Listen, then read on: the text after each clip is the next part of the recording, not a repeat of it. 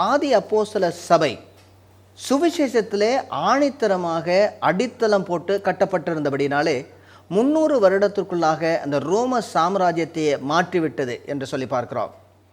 எந்த சபைகளெல்லாம் சுவிசேஷத்திலே ஆணித்தரமாக உறுதியாக திடமாக கட்டப்பட்டவைகளோ அவைகள் எல்லாமே வளரக்கூடிய சபைகளாக தராதரத்தில் எண்ணிக்கையிலே மட்டுமல்ல தராதரத்தில் வளரக்கூடிய சபைகளாக காணப்படுகின்றன.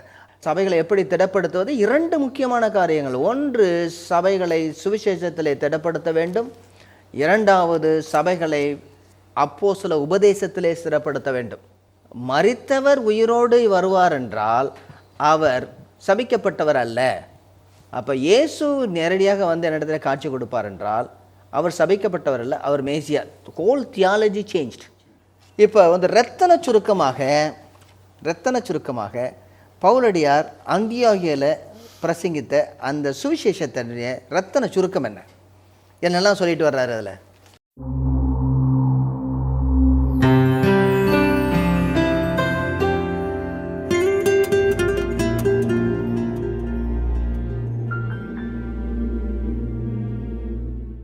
சால்வேஷன் டிவி நேயர்கள் அனைவரையும் கர்த்தராகிய இயேசு கிறிஸ்துவின் நாமத்திலே வாழ்த்தி வரவேற்கிறோம். இது ஏக்தா நெட்வொர்க் வழங்கும் திருச்சபை அன்றும் என்றும். இப்பொழுது நாம் அப்போஸ்தலர்கள் பிரசங்கித்த சுவிசேஷத்தை குறித்து பார்த்து கொண்டு வருகிறோம். ஏனென்றால் ஆதி அப்போஸ்தல சபை சுவிசேஷத்திலே ஆணித்தரமாக அடித்தளம் போட்டு கட்டப்பட்டிருந்தபடினாலே 300 வருடத்திற்குள்ளாக அந்த ரோம சாம்ராஜ்யத்தையே மாற்றிவிட்டது என்று சொல்லி பார்க்கிறோம். இதனுடைய தாத்பரியம் என்ன? எந்த சபைகளெல்லாம் சுவிசேஷத்திலே ஆணித்தரமாக உறுதியாக திடமாக கட்டப்பட்டவைகளோ அவைகள் எல்லாமே வளரக்கூடிய சபைகளாக தராதரத்தில் எண்ணிக்கையிலே மட்டுமல்ல தராதரத்தில் வளரக்கூடிய சபைகளாக காணப்படுகின்றன. அதைவிட எண்ணிக்கையில் வளர்கிறது, தராதரத்தில் வளர்கிறது, அது 2ஆம் பட்சம். இப்படித்தான் சபைகளை கட்ட வேண்டும் என்று கர்த்தர் சொல்லியிருக்கிறார். கர்த்தருடைய சித்தத்திலே வளர்கின்றன. ஏனென்றால் நீங்கள் புறப்பட்டு போய் ஏன் போக வேண்டும்? சகல ஜாதிகளுக்கும் சுவிசேஷத்தை அறிவித்து பிதாக்குமாரன் பரிசுத்த ஆவியினாலே அவர்களுக்கு ஞானஸ்தானம் கொடுத்து அவர் உபதேசித்த எல்லாவற்றையும் நாம் அவர்களுக்கு உபதேசித்து கை கொள்ளும்படி உபதேசித்து அவர்களை சீஷராக்குவது அவர் கொடுத்திருக்கிற பிரதான கட்டளை. இப்படித்தான் சுவிசேஷத்தை அறிவித்து தான் சபைகளை ஆரம்பிக்க வேண்டும். ஆடு மாடுகள் வாங்கி கொடுத்தல்ல, சுவிசேஷத்தினாலே ஆரம்பித்தார்கள். இப்படித்தான் இது அப்போஸ்தலர்கள் அனைவரும் இப்படி செய்து கொண்டு வந்தார்கள் என்று பார்க்கிறோம். சபைகளை எப்படி திடப்படுத்துவது? 2 முக்கியமான காரியங்கள். ஒன்று, சபைகளை சுவிசேஷத்திலே திடப்படுத்த வேண்டும். 2வது, சபைகளை அப்போஸ்தல உபதேசத்திலே ஸ்திரப்படுத்த வேண்டும். அவைகள் வளர வேண்டும். பவுலடியாரை குறித்து நம்ம கடந்த நிகழ்ச்சியில் பார்த்து கொண்டு வந்தோம். பவுலடியார் யார் என்று, அவர் எப்படி கர்த்தருக்குள்ளே வந்தார், அவருடைய மனமாற்றம் எப்படி நடந்தது, அவருடைய திடீர்னு வந்து 7வது அதிகாரத்தில் கடைசி பகுதியில் வர்றார், 8வது அதிகாரத்தில் வருகிறார், 9வது அதிகாரத்தில் வருகிறார். 9வது அதிகாரத்தில் கிட்டத்தட்ட 31 வசனங்கள் 30 வசனங்கள் வரைக்கும் 9வது அதிகாரம் அவருடைய அழைப்பு, அவருடைய ரட்சிப்பு, அதோடு சேர்ந்து இருக்கக்கூடிய அழைப்பு எல்லாமே ஒன்றாக இருக்கிறது. அதற்கு பின்புதாங்க நாம் பார்க்கிறோம் அவர் தாமதமின்றின்னு ஒரு 9வது அதிகாரம் 20வது வசனத்தை பார்த்தீங்களா? தாமதமின்றி கிறிஸ்து தேவனுடைய குமாரன் என்று ஆலயங்களிலே பிரசங்கித்தான். ஆமாம். அதுக்கடுத்த 22வது வசனம், சவுல் அதிகமாக திடன் கொண்டு இவரே கிறிஸ்து என்று திஷ்டாந்தப்படுத்தி தமஸ்குவில் குடியிருக்கிற யூதர்களை கலங்க பண்ணினான். ஆமாம். அதாவது எப்பெல்லாம் சுவிசேஷம் சரியானபடி சொல்லுகிறோமோ அப்பொழுது மக்கள் கலங்குகிறார்கள். சரியான சுவிசேஷம் போகும் பொழுது கலங்க பண்ணினான். அதுக்கடுத்து 27வது வசனத்தில் பர்னபா அவர்களை கொண்டு அப்போஸ்தலரை கொண்டு செல்லும்போது என்ன சொல்கிறார்? அவர் வழியிலே கர்த்தரை கண்ட விதத்தையும் அவர் அவனுடைய பேசினதையும் தமஸ்குவிலே அவன் இயேசுவின் நாமத்தினாலே தைரியமாய் பிரசங்கித்ததையும் அவர்களுக்கு விவரித்து சொன்னான். 29வது வசனத்தை பார்க்கும் பொழுது அவர் தமஸ்குவிலே மட்டுமல்ல இங்கே எருசலேமுக்கு வந்து அங்கே என்ன செய்கிறார்? தைரியமாய் பிரசங்கித்து, இயேசுவின் நாமத்தினாலே தைரியமாய் பிரசங்கித்து கிரேக்கரோடே பேசி தர்க்கித்தான். அவர்களும் அவனை கொலை செய்ய எத்தனம் பண்ணினார்கள். ஆக எல்லா இடங்களிலும் அவர் என்றைக்கு அவர் ரட்சிக்கப்படுகிறாரோ அன்றையிலிருந்து சுவிசேஷத்தை சொல்ல ஆரம்பிச்சிடுறாரு. என்ன சுவிசேஷம்? அடிப்படையாக என்ன சொல்கிறாரு? அடிப்படையாக அவர் சொல்லக்கூடிய சுவிசேஷமானது என்னவா இருக்கிறது? என்ன இந்த வசனங்கள்லாம் பார்க்கும் பொழுது என்ன சொல்கிறாரு? இயேசுவே தேவனுடைய குமாரன், இயேசுவே கிறிஸ்து, அவரே மேசியா, நாம் எதிர்பார்த்து கொண்டு இருக்கிற மேசியா இவர் தான் சொல்லி எல்லா இடங்களும் திருஷ்டாந்தப்படுத்துகிறார்.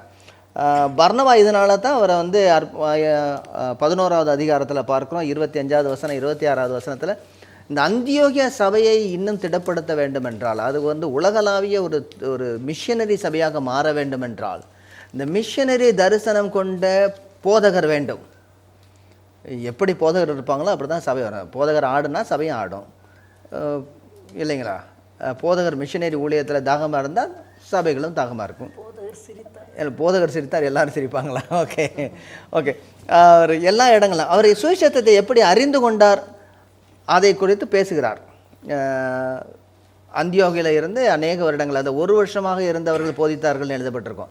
ஆனால் கிட்டத்தட்ட அவர் 43வது வருஷம் வர்றாரு. 43லேருந்து 47 வரைக்கும் கிட்டத்தட்ட 4-5 வருடங்கள் அவங்க இருந்து போதித்திருக்கிறாங்க. எப்படி அவருக்கு சுவிசேஷம் தெரிந்தது? பவுலடியாருக்கு எங்கேருந்து சுவிசேஷம் தெரிந்ததுன்னு பார்த்தோம். இது எங்கேருந்து தெரிந்தது? அவருக்கு தேவன் அவருக்கு நேரடியாக தரிசனமாகி நானே துன்பப்படுத்துகிற கிறிஸ்து நானே என்று சொல்லும் பொழுது அவருடைய எல்லாமே அவருடைய தியாலஜி அப்படியே மாறுது.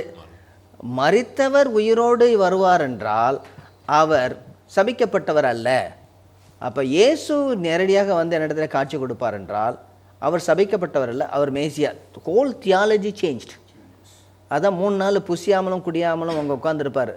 உட்காந்து என்றைக்கெல்லாம் சாப்பிடாமல் உட்காந்து நம்ம யோசிக்க ஆரம்பிக்கணும். அப்படியே பழைய வாழ்க்கை எப்படி யோசித்து அப்படி ஃபாஸ்டிங் அண்ட் ப்ரேயர் பண்ணி அப்படி திரும்ப என்ன சார் ரீசைக்கிள் பண்ணுறோம் எல்லாத்தையும் உட்காந்து அப்படி செஞ்சுருக்கிறாரு.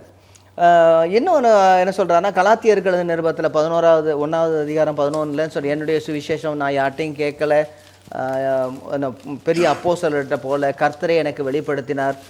அவர் வெளிப்படுத்தும் போது நான் மாம்சத்தோடும் இரத்தத்தோடும் அவருக்கு ஆலோசனை பண்ணவே இல்லை, எந்த மனுஷத்துலேயும் போகலை, என்னை ஆண்டவரே நேரடியாக சொன்னார். நான் ஒரு 15 நாள் மட்டும் நான் போயிருந்தேன் அப்படின்னு சொல்கிறாரு. ஏன்னா அவன் யார்கிட்டேருந்து கற்றுக்கொள்ளவில்லை, கர்த்தர் எனக்கு வெளிப்படுத்தினான்றாரு. 1 கொரிந்தியர் 11வது அதிகாரம் 23வது வசனத்தில் சொல்கிறார், நான் உங்களுக்கு ஒப்புவித்ததை கர்த்தரிடத்தில் பெற்றுக்கொண்டேன் என்கிறாரு. அப்புறம் 15வது அதிகாரம் 1 முதல் 8 வசனங்களில், அன்றியும் சகோதரரே நான் உங்களுக்கு பிரசங்கித்த சுவிசேஷத்தை மறுபடியும் உங்களுக்கு தெரியப்படுத்துகிறேன். எப்படின்னா, நான் அடைந்ததும் உங்களுக்கு பிரதானமாக ஒப்புவித்ததும் என்னவென்றால், அப்போ நான் அடைந்தது எப்படி? கர்த்தர் எனக்கு நேரடியாக சொல்லியிருக்கிறார், அப்போஸ்தலர்களும் போதித்திருக்கிறார்கள், நிறைய இடங்களில் எழுதப்பட்டு இருக்கிறது. இதெல்லாம் எனக்கு வந்து வெளிப்பாடாக வந்திருக்கிறது. ஆக அவருடைய வெளிப்பாடு மிகவும் மிகவும் தெளிவாக இருக்கிறது. இந்த 1 கொரிந்தியர் 15வது அதிகாரத்தில் அவர் என்ன சொல்கிறாரு? கடைசியாக சொல்கிறாரு, அகால பிறவியாக எனக்கும் அவர் தரிசனமானார். ஆக அப்போஸ்தலர் என்று அழைக்கப்படுவதற்கு உள்ள யோக்கியதை என்ன, தகுதி என்ன? அவருடைய உயிர்த்தெழுதலை பார்த்தவர்கள், உயிர்த்தெழுதலுக்காக சாட்சி கொடுப்பவர்கள். ஆக உயிர்த்தெழுதலை பார்த்துருக்கிறார். நம்ம ஸ்தேவான் வந்து சுவிசேஷத்தை அறிவித்ததை பார்க்குறோம் 6வது அதிகாரத்தில் கடைசி பகுதியிலேருந்து 7வது அதிகாரம் முழுவதுமாக. இதே மாதிரி பவுலடியாரும் இந்த சுவிசேஷத்தை அறிவிக்கிறத பார்க்குறோம். அவர் எங்கே அறிவிக்கிறாருன்னா 13வது அதிகாரம். இங்கே தான் ஒரு 2-3 இடங்களில் தான் 3 இடங்களில் தான் பவுலடியார் பேசுகிறத நம்ம பார்க்குறோம். மற்ற பேதுரு பண்ணும்போது 5 இடத்துக்கு மேலே பார்த்தோம். பவுலடியார் சுவிசேஷத்தை அறிவித்தது 3 இடங்களில் பார்க்குறோம் அப்போஸ்தலர் நடவடிக்கையில். முதலாவதாக நம்ம 13வது அதிகாரம், இது நம்ம முன்னாடியே பார்த்தது, பின்பதாக ஒரு தடவை நான் பார்த்து போவோம். 13வது அதிகாரத்தில் 16வது வசனத்திலேருந்து, அப்பொழுது பேது எழுந்திருந்து கையமர்த்தி, ரொம்ப இன்ட்ரெஸ்டிங்காக இருக்குல்ல, அப்படி இருந்துச்சு.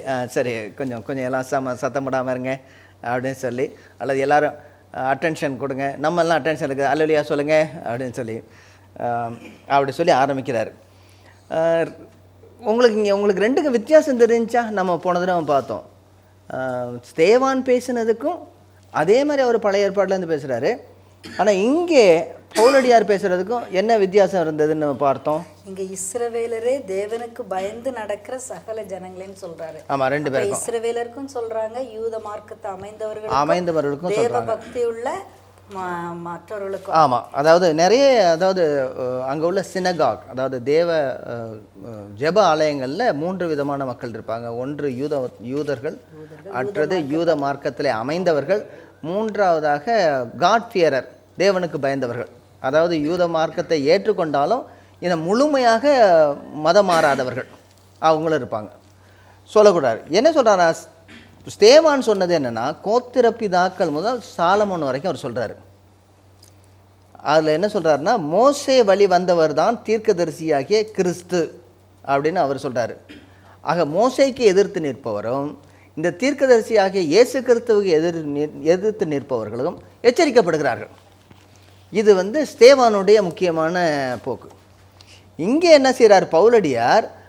ஆரம்பத்தில் கொஞ்சமாக சொல்லிட்டு, ரொம்ப நம்முடைய பிதாக்களுக்கு அப்படின்னு சொல்லிட்டு ராஜாக்கள் தொடங்கி இயேசு கிறிஸ்து வரை பவுலடியார் சொல்கிறார். ராஜாக்களுடைய புத்தகத்திலிருந்து விசேஷமாக யாரிடத்துலேருந்து ஆரம்பிக்கிறாரு? தாவீதிலிருந்து ஆரம்பிக்கிறார். தாவீதன் இவர் என்ன சொல்கிறாரு? அவர் மோசையின் வழியில் வந்த தீர்க்கதரிசின்னு சொல்லி ஸ்தேவான் சொல்லும் பொழுது இவர் என்ன சொல்கிறாரு? தாவீதின் வம்சத்தில் வந்த மேசியா ராஜா. நீங்கள் எங்கெல்லாம் பவுலடியார் பேசுகிறாரோ அவர் என்ன சொல்கிறாரு? தாவீதின் வித்து அப்படின்பார். தாவீதின் வம்சத்திலே மேசியா அப்படி ரொம்ப தெளிவாக. ஏன் தாவீதனுடைய வம்சத்தில் என்ன சொல்கிறாருன்னா, மேசியா என்பவர் தாவீதனுடைய வம்சத்திலே வர வேண்டும், அவர் ஆளுகை செய்கிறவராக வருவார் அப்படிங்கிறது எதிர்பார்ப்பு. இதை தான் கொண்டு வர்றாரு. உடன்படிக்கையினுடைய வாக்கு தத்தத்தை ரொம்ப அழகாக தெளிவாக சொல்கிறார். உடன்படிக்கையுடைய வாக்கு தத்தம் 2 சாமுவேல் 4வது அதிகாரம் 4 முதல் 16வது வசனத்தில் உன்னுடைய வித்திலிருந்து மேசியா புறப்படுவார், ஆளக்கூடியவர் அதிலேருந்து வருவார் அப்படின்னு சொல்கிறார். இந்த பிசிதியன் பிசிதியாவில் உள்ள அந்தியோக உள்ள இந்த சுவிசேஷ அறிவிப்பில் நம்ம எத்தனை பகுதிகள்லாம் இருக்குதுன்னு நம்ம சொல்லி பார்த்தோம். கொஞ்சம் அப்படி வாங்க குயிக்காக, நம்ம போன தடவை பார்த்தாலும் குயிக்காக நம்ம பார்க்க போகிறோம். 17வது வசனத்தில் எந்தெந்த பழைய ஏற்பாட்டு புத்தகங்கள்லாம் வந்துடுது?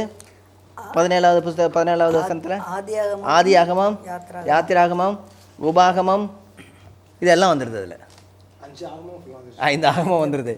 அப்புறம் ஆபிரகாம், 12 கோத்திர பிதாக்கள், உடன்படிக்கை, எகிப்திலே தேசம், அடிமைத்தன மீட்பு, இது எல்லாம் அந்த 17வது வசனத்தில் வந்துடுது. 7 ஜாதிகள் அழிக்கிறது. ஆமாம், அது எல்லாம் வந்துடுது. அதுக்கடுத்து 18வது வசனத்தில் 40 வருஷம், அதாவது யாத்திராகமம், உபாகமம், 40 வருட வனாந்திரம். அதுக்கு 19வது வசனத்தில் யோசுவா முழுவதுமாக கானானுடைய 7 ஜாதிகள் சுதந்திரமாக கானானை பங்கிட்டு இருக்கிறது, இதெல்லாம் வந்துடுது. 20, 21 ராஜாக்கள், நியாயாதிபதிகள், சாமுவேல், 1 சாமுவேல், 450 வருடம். அதுக்கடுத்ததாக ராஜாக்களுடைய புத்தகம் வர சவுல் ராஜாவுடைய 40 வருஷம் அது வரைக்கும் கொண்டு வர்றாரு. 22 தாவீது, 22 2 சாமுவேல், ராஜாக்கள், நாளாகமம் எல்லாம் முடிச்சிட்டாரு. அப்போ யாருடைய முக்கியமாக வர்றது? தாவீது, அவருடைய உடன்படிக்கை கொண்டு வர்றாரா? 23 முதல் 31 வசனங்களில் என்னெல்லாம் வருது? 23லேருந்து 31 வசனங்களில் எந்தெந்த புத்தகத்தெல்லாம் எடுத்து பேசிடுறாரு? சுவிசேஷ புத்தகங்கள் அவ்வளோயும் சொல்கிறாரு. அப்போஸ்தலர் நடவடிக்கைகளை கொண்டு வந்துடுறாரு. சுவிசேஷம் முழுவதும் முடிஞ்சு அப்போஸ்தலர் நடவடிக்கைகள் வந்துருச்சு. வாக்குத்தத்தம், தாவீதனுடைய சந்ததியிலே இயேசு இரட்சகர் 23. யோவான் ஸ்நானனுடைய கதை வருது 24லேருந்து 25. தீர்க்க தரிசனங்களுடைய நிறைவேறுதல் ஏசாயா 53லேருந்து எடுத்து பேசுகிறார் 27லேருந்து 30. 31, 33 அப்போஸ்தலர் நடவடிக்கைகள். இதுதான் உங்களுக்கு பிரசங்கி கூட்ட வருகிறார். சங்கீதங்கள் வருதா இதில்? நீரனுடைய குமாரன் சங்கீத புத்தகங்கள் வருதான்னு கேட்குறதுல வருது. 32 வருது, 34 முதல் 37 வருது மேசியாவினுடைய சங்கீதங்கள். அதுக்கடுத்தது மோசையினுடைய ஆகமங்கள் வருதா? 39லேருந்து 38லேருந்து 39 மோசையின் ஆகமங்கள். தீர்க்க தரிசன புத்தகங்கள் வருதா? எங்கே வருது? 40லேருந்து 41 தீர்க்க தரிசன புத்தகங்கள். ஆபகூக், ஏசாயாவுடைய புத்தகம் 2 சொல்கிறார். தீர்க்க தரிசிகள் சொன்னது போல் நீங்கள் எச்சரிக்கையாக இருங்கள். ஆக முழு பைபிளையும் கரைச்சி குடிச்சிட்டார். சுவிசேஷம் சொல்லும்போது இப்படி சொல்லணும், நம்ம பிள்ளைங்களுக்கு இப்படி சொல்லணும். பிள்ளைங்களுக்கு இப்படி தான் ஒரு பெரிய படத்தை காட்டும். ஸ்தேவான் பிரசங்கம் பண்ணும்போது அதான். ஆமாம், முழு பைபிளையும் சொல்கிறாரு. அதாவது பின்னாடி இருந்து எடுத்து அவருடைய விழுந்து போனது, எப்படி கர்த்தருடைய ரட்சிப்பினுடைய திட்டம் நிறைவேறுகிறது, பங்கு பங்காக வகை வகையாக எப்படி நிறைவேறுகிறது, ஒரு ஒரு ஹோல் பிக் பிக்சர் கொடுக்கணும் பிள்ளைங்களுக்கு. நம்ம படிக்கும் பொழுது சரி, மற்றவங்க படிக்கும் சரி, 66 புத்தகங்களை தனித்தனியாக படிக்கக்கூடாது. 66 புத்தகங்களை எப்படி இணைந்து இருக்கிறதுன்னு சொல்லி பார்க்கணும்.